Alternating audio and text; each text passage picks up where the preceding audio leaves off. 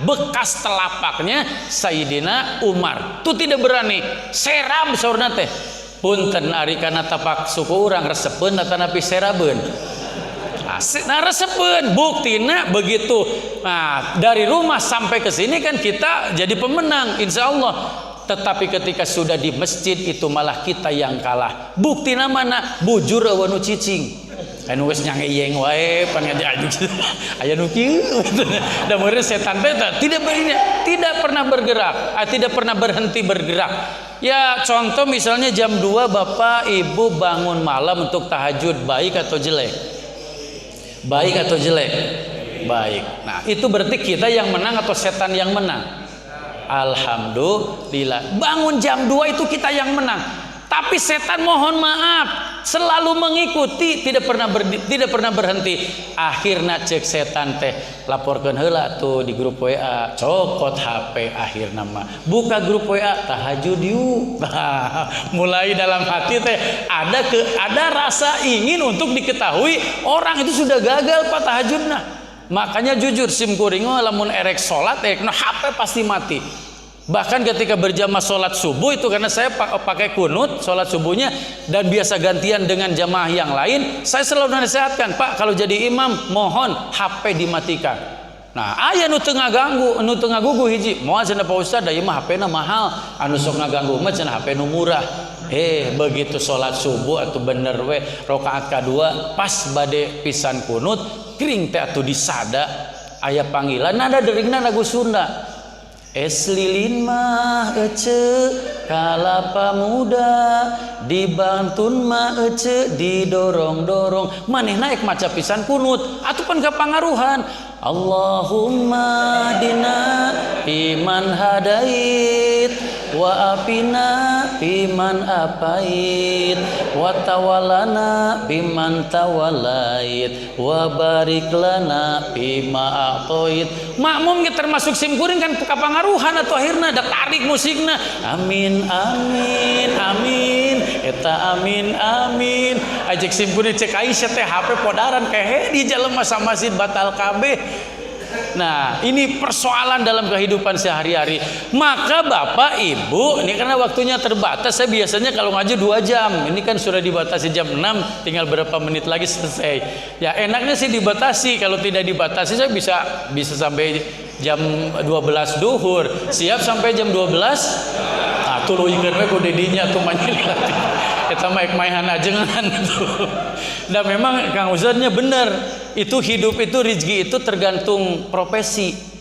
Tuh nya petinju itu can menang duit, lamun can barengep. Leres henteu? Lamun geus bengep kakara menang duit. Aya deui penjaga WC can boga duit, lamun can aya nu modal. Maka lamun isuk-isuk budak eksakola Pak bekal kaila sia teh cenah anu modal cenah. Aina torojol saurang aya anu modal. Tah cenah geuning saya rezeki mana ini budak teh bener termasuk ajengan. Ajengan can beak sora can dibayar. Bener memang nasib itu Pak. Memang nasib.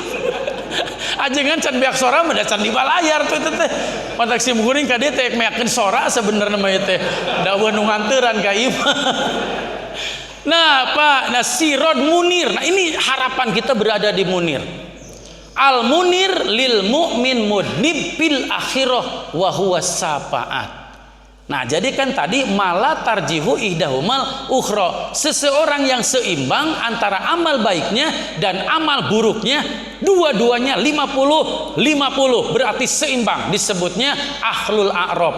Dia tidak masuk surga, belum juga ke neraka karena seimbang. Ahlul a'rab itu kalau dalam bahasa kita penunggu benteng. Jadi kan sebelum kita masuk ke Mijan, ya ke Masar itu ada benteng di situ, tempat tunggu bagi semua makhluk sejak zaman Nabi Adam sampai zaman Nabi Muhammad SAW kumpul di sana untuk menerima ketetapan.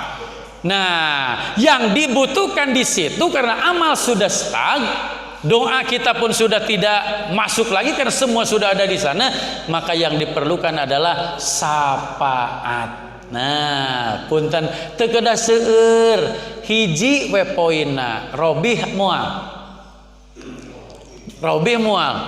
Robih pami 50-50 berarti ku Rasul dipasian syafaat hiji, berarti janten sabaraha 50 hiji, anu palih dia 48. Cik, walaupun bentena saalit berat ka mana? Kana hade atau napi kana awon? Berarti janten nomor sabaraha? Janten nomor hiji, masuk surga. Ini target kita, makanya syafaat ini sangat-sangat diperlukan.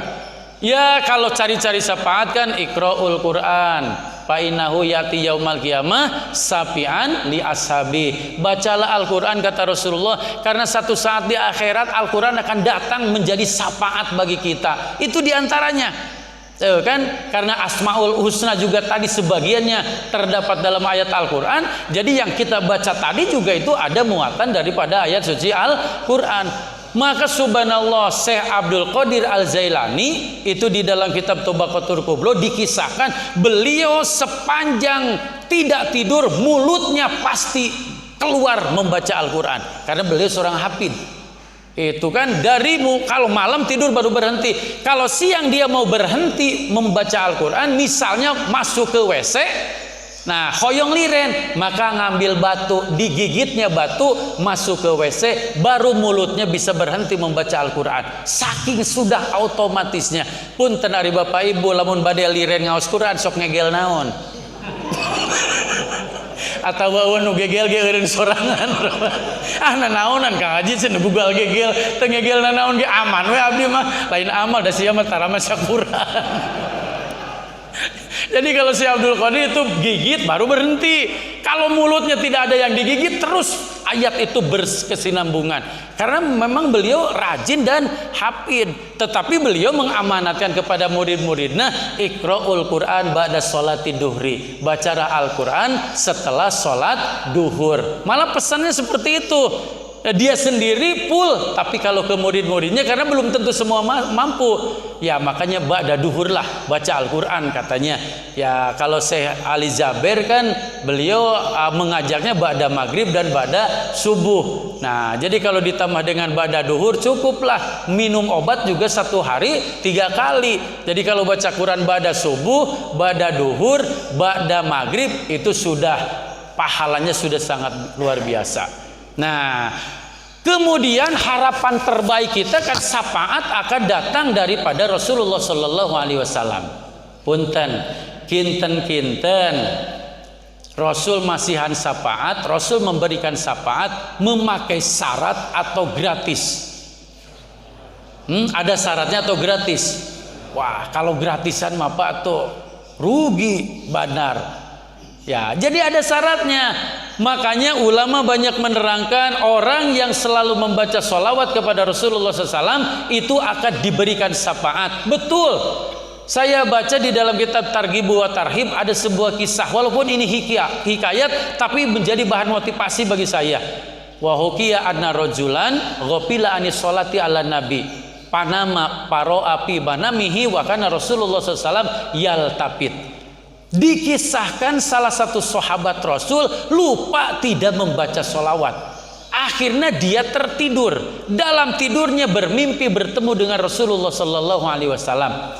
Ya kan mudah-mudahan semua bisa ke Madinah dan Mekah. Ya, karena apa? Kalau nanti di Madinah coba cari bapak-bapak. Saya nyari dari 2009 bisa ketemu 2017. Masjid Sujud Syukur. Tempat Rasulullah SAW dijamin yang membaca sholawat diberi 10 rahmat dan diberi syafaat. Itu hadisnya ditulis di halaman masjid besar sekali. Ternyata Kang Haji, jangan cari masjid sujud syukur, tidak akan ketemu.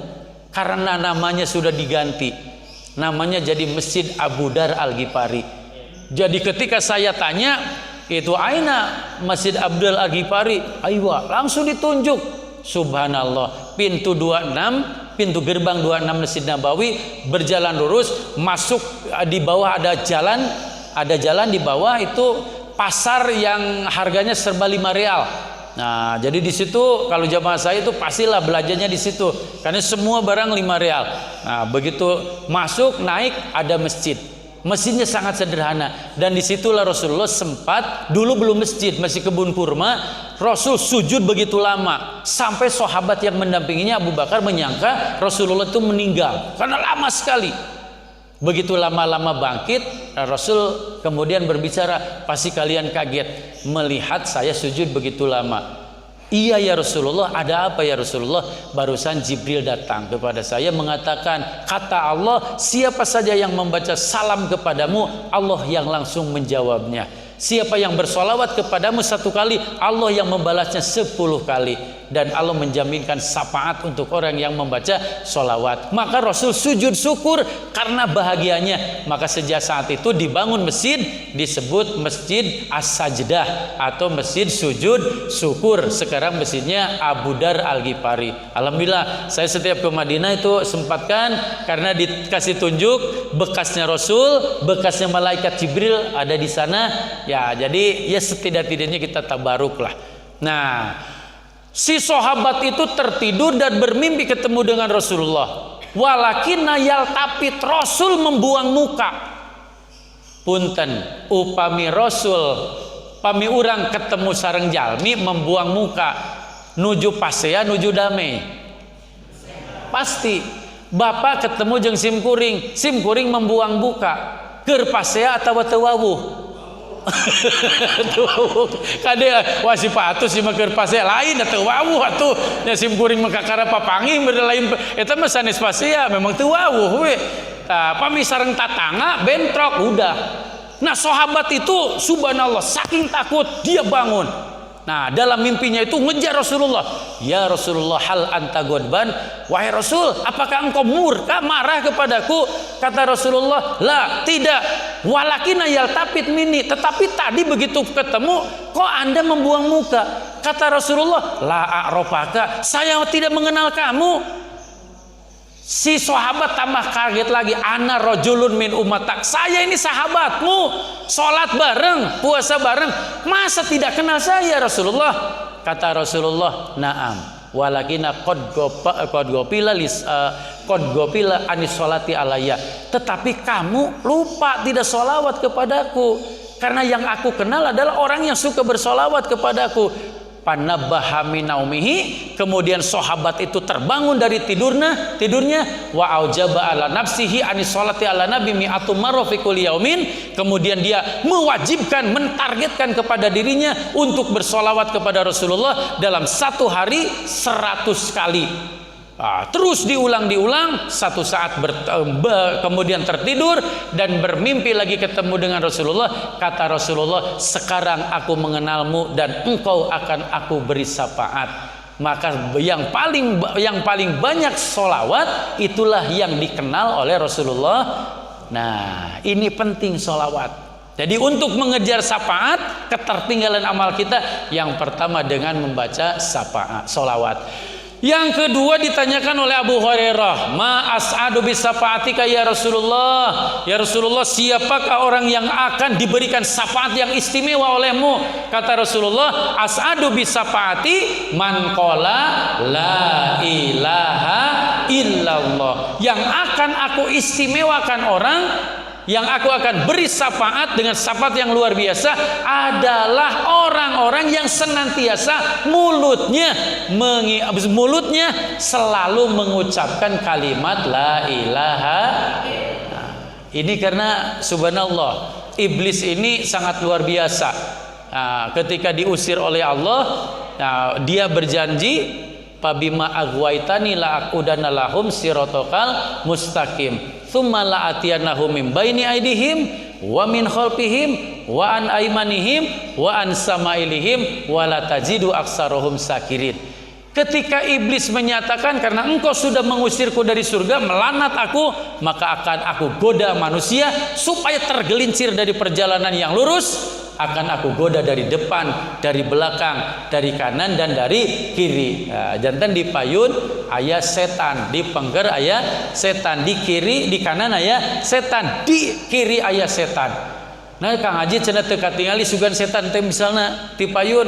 Eta mah setan Tiongkok nu kitu mah. Setan Cina anu ditempelan we kertas cager. Lain kitu, karena dari depan ternyata subhanallah menggodanya itu kan dalam kitab Tafsir Munir itu penafsirannya datang dari depan itu la takhaf anidunub fa innallaha ghafurur rahim. Janganlah engkau takut berbuat dosa, Allah Maha mengampuni. Mengpengoralah mabok kayak mabok, judi kau judi kayak geus kolot tobat.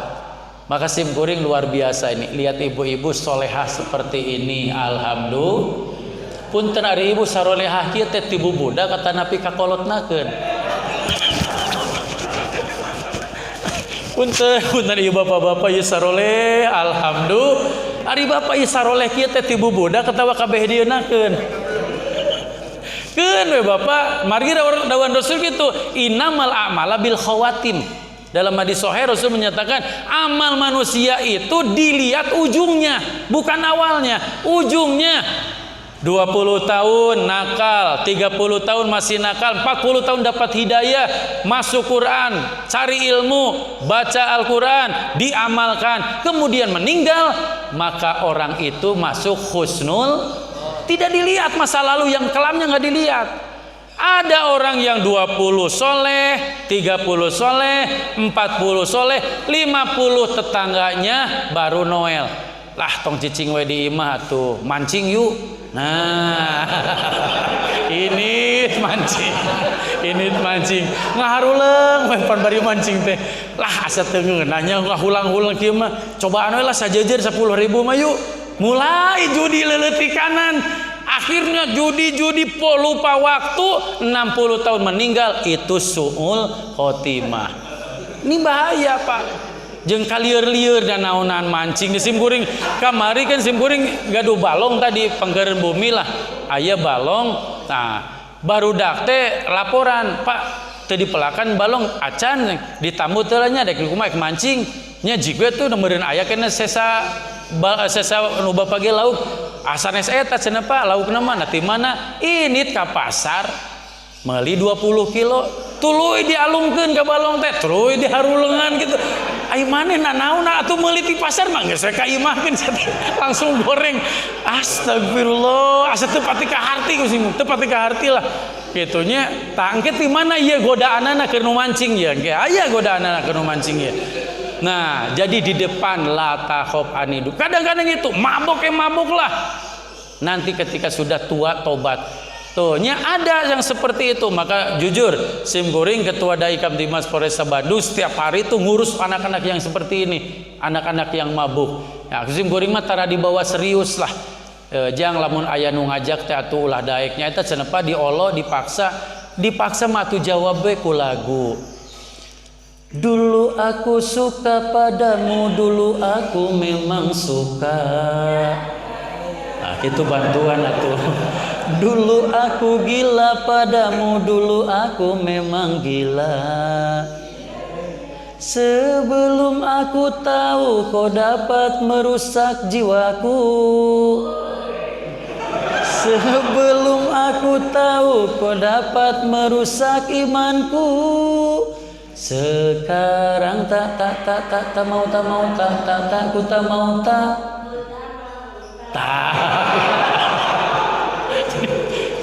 dalam mau dibawa nyanyi mah ibu-ibu mah harapal wae.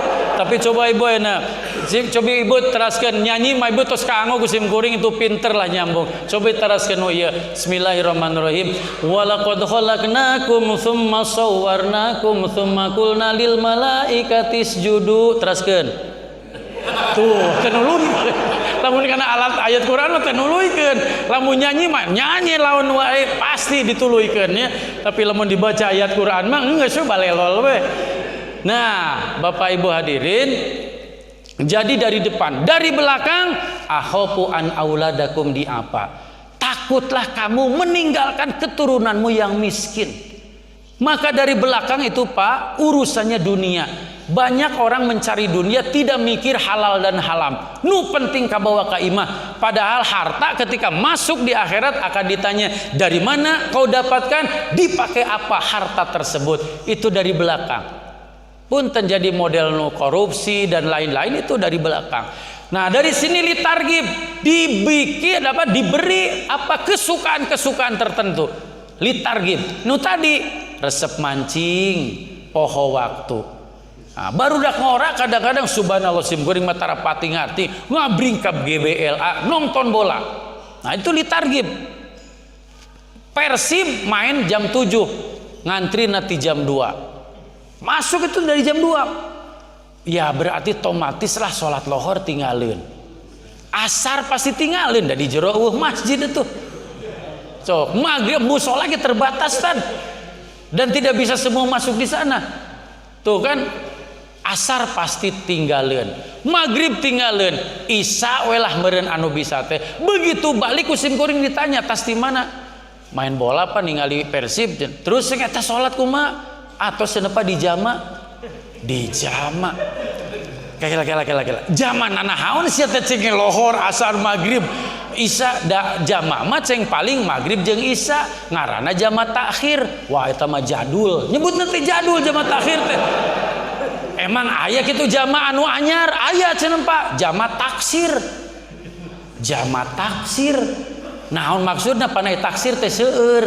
Jadi jama anu loba jadi lohor asar maghrib isya teh dihijikeun ngaranna teh jama taksir. Jadi ngajama salat anu loba sabab 4 waktu litargib. Nah tipali dia lisana seneng dipuji. Nah nya maka sim kuring mah jujur ibu lamun sim kuring dipuji pasti mere duit. Ayah ibu-ibu biasanya tetenya, waduh cenah ajengan mangora kene pinter, tuhnya ceramahna luar biasa, nyokot tara gede sim kuring mah 100.000 pasikeun, ceceng pulang we da teu boga duit, naon sababna mun dituluykeun ustad kade bahaya, mun geus beak muji biasana manawi. Tah lamun manawi sok nginjem duit ka ditu teh pasti eta mah geus rumus jelema muji tuluy manawi tah nginjem duit ka ditu teh daripada nginjem duit teu mayar geus beres 100.000 sina balik. Tati dia punya lisana senang disanjung ti dia punya. Yang paling berbahaya saya temukan di dalam kitab Al-Gunya li Thoriqil Haq yang ditulis oleh Syekh Abdul Qadir Al-Jailani. Subhanallah, dalam hadis Rasul menyatakan inna wa fi qalbi baitani ihdahuma al-malak wa amal akhar as-syaitan. Sesungguhnya di dalam hati kamu ada 2 rumah, setengah ditinggali oleh malaikat, setengah ditinggali oleh setan. Berapa setan yang ada di hati kita? Inna iblisa yab'asu ala kulli yaumin salasami'ata wasittina askaroli lil mu'minin. Sesungguhnya iblis memasukkan ke dalam hati setiap manusia setiap hari 360 setan. Sabaraha payun setan, pengker setan, kanan setan, kiri setan. Ini dalam hati yang paling bahaya tuh 360 setan. Maka saur simpuring punten Bapak angkat ka dieu setan nu eleh urang nu eleh. Setan nu eleh urang nu eleh. Setan alhamdulillah. Tapi nu 360 teh teu cicing. Makana subhanallah saur simpuring tadi eueuh anu diuk ajeg. Da meureun 10 siki kana bujur sia teh tong ngumpul we di dieu sia teh. Kana bujur goromel bujur teh. Kieu we. Aya nu geus kitu kieu teh ya. 10 urang kana panon nunutan we. Makana subhanallah punten sim kuring mah ceramahna kieu sawios. Sabab lamun ceramah teu nganggo anekdot teh ilmu teu asup nunutan nu aya seperti adzan subuh. Pami adzan subuh teu nganggo seni pasti bakal pipaseaeun. Contoh lamun si ustad kali-kali adzan subuhna kieu. Hayya 'alas shalah. Kira-kira lamun anu aya nu adzan subuh kitu kira-kira jalema di dieu mawa cai saemer sewang mawa sajadah. Cek punten ibu bapak ya mun aya nu adzan kitu mawa cai saemer sewang mawa sajadah. Jika nama mawa cai saemer sewang beres adzan ditewak kasih si masjid dimaranian pasti sia lieur henteu. Mata geuning adzan subuh teh disenian nu udang saeutik nu hees loba. Jadi ini ya, itu ajalah bahasa ini Pak. Jadi ini penting subhanallah. Di 360 teman saya banyak polisi, banyak tentara. Ketika saya tanya, Kang, kalau satu kompi teh sabaraha tentara? 100 katanya. Jadi satu kompi itu 100 personil. Berarti kalau 360 itu 3 kompi lebih Pak. Urang teh lain nabi, lain rasul, lain wali. Urang mah jalmi nu mengikuti para alim ulama. Tuh, harus berhadapan setiap hari, depan, belakang, kanan, kiri. Setan siap menghancurkan kita, dan di dalam hati 360 setan. Jadi bapak kadieu teh punten. Sanesnya lira kadieu teh. Bapak 360 hiji. Hijina bapak nu 360 bapak turang. Maka init ka mana bae oge teu kedah keung. Berangkat ka mana-mana tong sieun. Sabab pengawal orang 360. Alhamdulillah. Nah dibaturan ku setan atuh. Lamun ku 360 malaikat mah alhamdulillah orang teh ieu mah rajen boga balan setan. 360 subhanallah saya temukan hanya di kitab Al-Gunyah, dan tidak mungkin saya Abdul Qadir karena prinsip hidupnya ala sidqi wa maqadib tuqatun. Ketika ditanya oleh murid-muridnya, apa yang menjadi prinsip dalam kehidupan engkau wahai Tuhan? Beliau menjawab ala sidqi wa maqadib tuqatun. Saya itu selalu jujur, tidak pernah berdusta. Itu prinsip dalam kehidupan sehari-harinya. Dan beliau menyatakan 360 setan ada di sini. Nah, sedikit lagi lah. Nah, bagaimana solusinya supaya setan ini tidak bisa menggoda kita? Karena di dalam Al-Quran kan ila ibadikal mukhlasin, orang yang selamat itu yang diikhlaskan oleh Allah.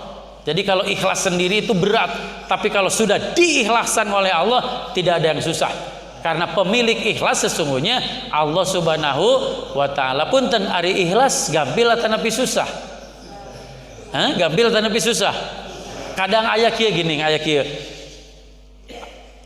Pak DKM tekeng diserat nami abdi sebat we ti hamba Allah.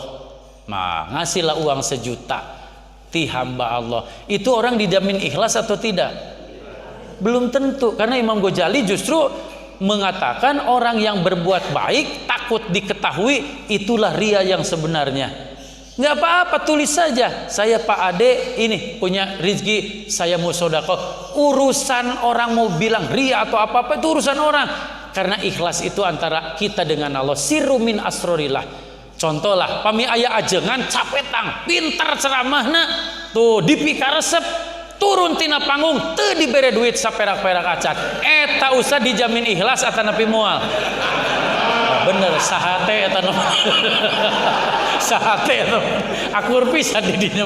Jadi supaya ikhlas kudu dibere ustaz eta mah akur tah, eta mah sapamadegan cimur. Jadi karunya bisi teu ikhlas, bisi ya ustaz teu ikhlas ka hade. Nah, ikhlas itu sirru min asrorillah, antara kita dengan Allah Subhanahu wa taala. Ikhlas itu. Makanya ya contoh ikhlas mah kieu we lah. Sim kuring didongkapan ku urang Cilembu. Mamangul hui sakarung. Kang Haji cenah hoyong katuang, atuh Kang kapengkerkeun we. Saur sim kuring ka pun bojo, Bu.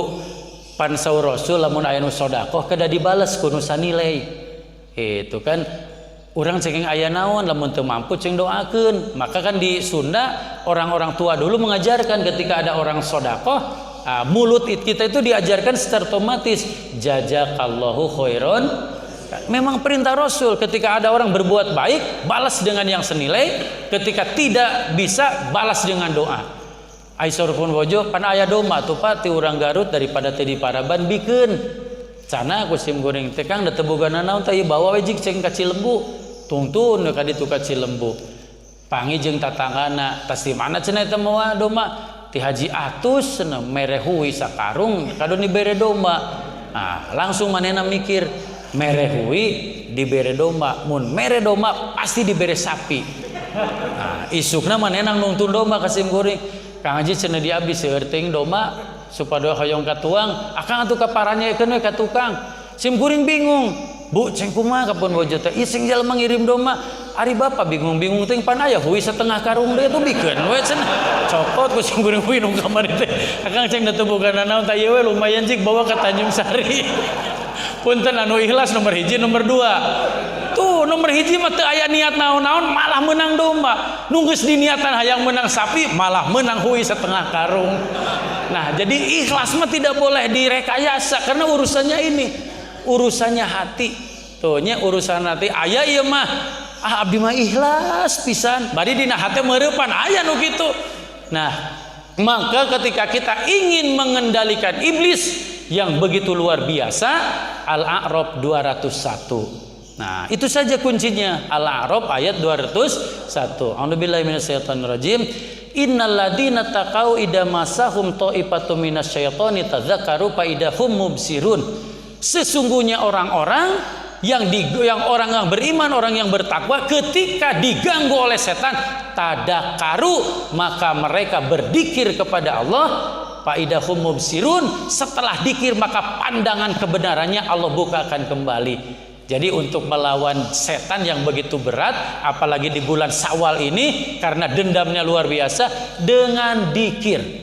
Nah, timbul pertanyaan, dikir yang bagaimana yang bisa dipakai untuk melawan setan? Maka di dalam kitab Jami'ul Usul fil Al-Auliya diterangkan, adzikru ala salasati anwa'in, dzikru lisan ma'al ghaflatil qalbi wa huwa dzikrul adah, wa dzikru lisan ma'al huduril qalbi wa huwa dzikrul ibadah, wa dzikru lisan ma'al huduril qalbi wa zamil jawari wa huwa dzikrul mahabbah wal ma'rifah. Kata ulama sufi, dikir itu ada 3. Yang pertama, lisannya dikir, hatinya lupa kepada Allah, maka itu disebut dikir adat, dan dia tidak bisa dipakai mengusir setan untuk kelas abadi. Jadi ketika dikir setan pergi, ketika tidak dikir setan kembali. Nah, seperti itulah, seperti itu. Nah, maka perlu, kalau dikir yang ketiga ini berat, saya sendiri tidak bisa menjabarkan. Lisannya dikir, hatinya dikir, seluruh anggota tubuhnya sudah bisa berdikir. Nah, ini kelasnya kelas atas lah. Kita belajar di 2 saja dulu, di nomor 2. Dengan nomor 2 saja insya Allah kita bisa selamat, dan mudah-mudahan bisa sampai di derajat nomor 3. Yang kedua itu lisannya dikir, hatinya dikir. Maka oleh ulama sufi disebut, di dalam lisan disebut dikir jahar, dalam hati disebut dikir khofi. Dikir jahar di